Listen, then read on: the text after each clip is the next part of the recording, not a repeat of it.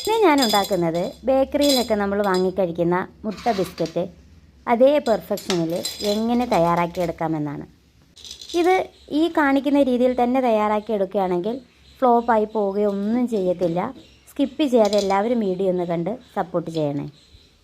ഒരു മിക്സിയുടെ ജാറിലേക്ക് 1/4 കപ്പും 1 ടേബിൾ സ്പൂണും പഞ്ചസാര ഇട്ട് ഒന്ന് പൊടിച്ചെടുക്കാം. നന്നായിട്ടൊന്ന് പൊടിച്ചെടുത്തിട്ടുണ്ട്. ഇനി ഇത് നമുക്കൊന്ന് മാറ്റി വയ്ക്കാം. നമുക്കൊരു മുട്ട എന്നൊരു ബൗളിലേക്ക് പൊട്ടിച്ചൊഴിച്ചു കൊടുക്കാം. അത്യാവശ്യം ചെറിയ മുട്ട എടുത്താൽ മതി, വലിയ മുട്ട എടുക്കരുത്. റൂം ടെമ്പറേച്ചറിലുള്ള മുട്ടയായിരിക്കണം നമ്മളിതിന് വേണ്ടി എടുക്കേണ്ടത്. നമുക്ക് 1/2 ടീസ്പൂൺ വാനില എസൻസ് ഒഴിച്ചു കൊടുക്കാം. ഇതുപോലൊരു വിസ്ക് വെച്ചത് നമുക്ക് നന്നായിട്ടൊന്ന് ബീറ്റ് ചെയ്തെടുക്കണം.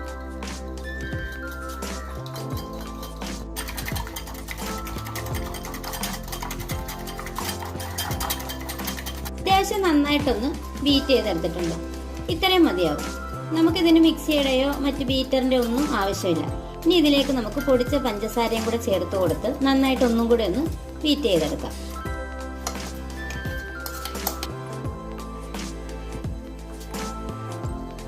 ഇത് പഞ്ചസാര നന്നായിട്ട് മെൽറ്റായിട്ട് വരുന്നവരെ ഒന്ന് ബീറ്റ് ചെയ്ത് കൊടുക്കണം. അത്യാവശ്യം നന്നായിട്ട് തന്നെ ബീറ്റ് ചെയ്തെടുത്തിട്ടുണ്ട്. ഈ ഒരു പരുവത്തിലൊക്കെ നമുക്കിങ്ങനെ ബീറ്റ് ചെയ്തെടുക്കാം. ഇനി ഇതിലേക്ക് നമുക്ക് ഓയിലോ ബട്ടറോ ചേർത്ത് കൊടുക്കാം. ഇവിടെ മെൽറ്റ് ചെയ്തിട്ടുള്ള ബട്ടറാണ് ചേർത്ത് കൊടുക്കുന്നത്. 2 ടേബിൾ സ്പൂൺ ബട്ടർ ചേർത്ത് കൊടുക്കുന്നുണ്ട്. ഇതിൽ സൺഫ്ലവർ ഓയിലോ ഒലിവ് ഓയിലോ എന്ത് വേണമെങ്കിലും ചേർത്ത് കൊടുക്കാം. ഇതുകൂടെ ചേർത്ത് കൊടുത്ത് ഒന്നും കൂടെ ഒന്ന് മിക്സ് ചെയ്തെടുക്കാം. ഇനി നമുക്ക് ഒരു അരിപ്പയിലേക്ക് 1/2 കപ്പ് മൈദ ഇട്ട് കൊടുക്കാം. 4 സ്പൂണൊക്കെ ബേക്കിംഗ് പൗഡർ ഇട്ട് കൊടുക്കാം. നുള്ള് ഉപ്പ് ഇട്ട് കൊടുക്കാം.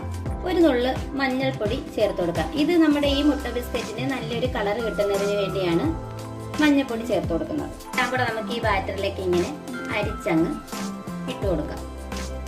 ആയിട്ടങ്ങ് മിക്സ് ചെയ്തെടുക്കാം. നമുക്ക് അല്പം തിക്ക് ബാറ്ററായിട്ടാണ് ഇത് കിട്ടേണ്ടത്. കേക്കിന്റെ ഒന്നും കൂടെ അത്ര ലൂസ് ഈ മുട്ട ബിസ്ക്കറ്റിന്റെ ബാറ്ററിന് വേണ്ട. ഈ ഒരു കൺസിസ്റ്റൻസിയിൽ മതി. കാരണം നമ്മളിത് തയ്യാറാക്കി എടുക്കുമ്പോൾ നമ്മൾ ആ പാനിലേക്ക് ഒഴിക്കുമ്പോൾ ഇത് ലൂസായിട്ട് ഒഴുകി പോവാതിരിക്കാൻ വേണ്ടിയാണ് കുറച്ച് തിക്നെസ്സിൽ വേണമെന്ന് പറയുന്നത്. അഥവാ ബാറ്റർ ഒന്ന് ലൂസായി പോവുകയോ എല്ലാം ചെയ്യുകയാണെങ്കിൽ കുറച്ച് മൈദപ്പൊടിയും കൂടെ ഇട്ടൊന്ന് ശരിയാക്കി എടുക്കാം.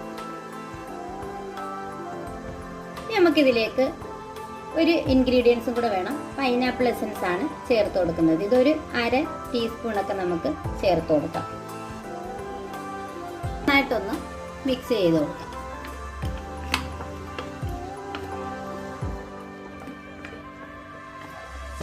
ഈ പൈനാപ്പിൾ എസൻസ് വേണ്ടാത്തവർക്ക് ചേർത്ത് കൊടുക്കേണ്ട ആവശ്യമൊന്നുമില്ല. പിന്നെ നല്ലൊരു ടേസ്റ്റ്, അതായത് നമ്മൾ ആ ബേക്കറിയിൽ നിന്നൊക്കെ കിട്ടുന്ന അതേ ടേസ്റ്റിൽ നമുക്ക് ഈ മുട്ട ബിസ്ക്കറ്റ് കിട്ടണമെന്നുണ്ടെങ്കിൽ ഈ പൈനാപ്പിൾ എസൻസും കൂടി നമ്മളത് ചേർത്ത് കൊടുക്കണം. എന്നാലേ നല്ലൊരു പെർഫെക്ഷനിൽ നമുക്കിത് കിട്ടത്തുള്ളൂ. ഈ ഒരു കൺസിസ്റ്റൻസിയിൽ മതി. ഇത്രയും തിക്നെസ്സിൽ വേണം നമുക്ക് ഈ ബാറ്റർ കിട്ടേണ്ടത്. ഇനി നമുക്കിതൊന്ന് ഫ്രൈ ചെയ്തെടുക്കാം. നമുക്കിതുപോലൊരു പൈപ്പിംഗ് ബാഗിലേക്ക് ഈ ബാറ്റർ ഒഴിച്ചു കൊടുക്കാം. പൈപ്പിംഗ് ബാഗ് ഇല്ലെങ്കിൽ നമ്മൾ പാല് മേടിക്കുന്ന ആ കവറൊക്കെ എടുത്താൽ മതി. അതിൻ്റെ അറ്റം ഒന്ന് കട്ട് ചെയ്തുകൊണ്ട് നമുക്കത് യൂസ് ചെയ്യാം. ഇനി ഇതുപോലൊരു ഗ്ലാസ്സിലേക്ക് നമുക്ക് ഈ പൈപ്പിംഗ് ബാഗ് ഇറക്കി വെച്ച് കൊടുക്കാം. നമുക്ക് ഇതിനകത്തോട്ട് ഒഴിച്ചു കൊടുക്കാം.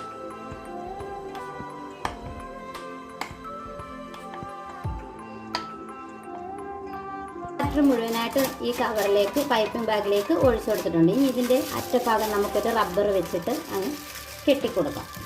ഒരു റബ്ബർ വെച്ച് നമുക്കിങ്ങനെ ടൈറ്റ് ചെയ്താണ് കെട്ടിക്കൊടുക്കാം. ഇത് ബേക്ക് ചെയ്തെടുക്കുന്നതിന് തൊട്ട് മുമ്പ് ഇതുപോലെയൊക്കെയുള്ള ഒരു പഴയ പാൻ നമുക്ക് അടുപ്പിൽ വെച്ചൊന്ന് ചൂടാക്കി കൊടുക്കണം. പൈപ്പിംഗ് ബാഗിൻ്റെ അറ്റത്ത് നമുക്ക് കത്രിക വെച്ചിട്ട് ഒരു ചെറിയൊരു ഹോൾ ഉണ്ടാക്കി കൊടുക്കാം. ഞാൻ എടുത്ത് വെച്ചേക്കുന്ന പാനിലേക്ക് ഇതുപോലെ ഓരോ ഡ്രോപ്സ് ആയിട്ട് ഇങ്ങനെ അങ്ങ് ഇറ്റിച്ചു കൊടുക്കണം. ഇങ്ങനെ പ്രസ് ചെയ്തിട്ട് ഇങ്ങനെ അങ്ങ് എടുത്താൽ മതി. കുറച്ച് ഗ്യാപ്പ് ഇട്ടിട്ട് വേണം നമുക്കിതിങ്ങനെ ഓരോന്ന് ചുറ്റിച്ച് കൊടുക്കാം. കാരണം അല്ലെങ്കിൽ ബേക്കായി വരുമ്പോൾ കുറച്ചും കൂടെ ഒന്ന് പരന്ന് കിട്ടും. അതുകൊണ്ടാണ് കുറച്ച് ഗ്യാപ്പ് ഇട്ട് കൊടുക്കണമെന്ന് പറയുന്നത്. ഗ്യാപ്പ് ഇട്ടില്ലെങ്കിൽ ഇതെല്ലാം കൂടെ തമ്മിലങ്ങ് ഒട്ടി വരും.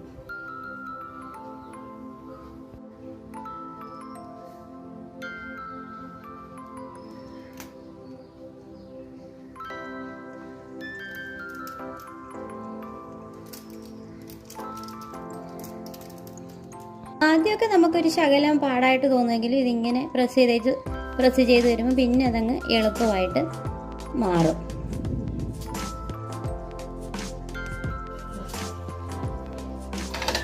ആദ്യത്തെ സെറ്റ് മൊത്തം ഞാനിങ്ങനെ പ്രസ് ചെയ്തെടുത്തിട്ടുണ്ട്.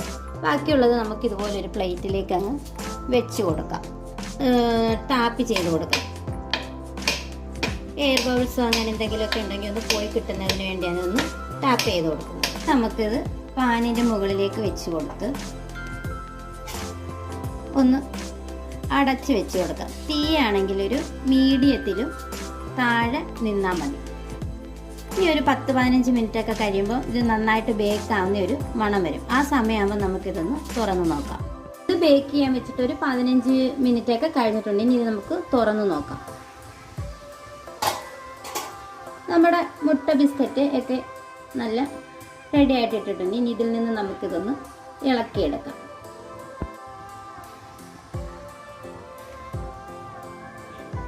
നമുക്ക് മറ്റൊരു പാത്രത്തിലേക്ക് മാറ്റി കൊടുക്കാം. ആദ്യം ഒരിച്ചിരി സോഫ്റ്റ് പോലെ തോന്നുമെങ്കിൽ തണുത്ത് കഴിയുമ്പോൾ ഇത് നല്ല ക്രിസ്പി ആയിട്ട് നമുക്ക് കിട്ടും. ബാക്കിയുള്ളവയെ നമുക്ക് ഇതുപോലെ തന്നെ ചെയ്തെടുക്കാം. അതിനെ ഈ പാനൊന്ന് തുടച്ചു കൊടുത്തിട്ട് നമ്മൾ ചെയ്ത പോലെ തന്നെ ഇങ്ങനെ പ്രസ് ചെയ്ത് ഇങ്ങനെ അങ്ങ് ചെയ്ത് കൊടുത്താൽ മതി.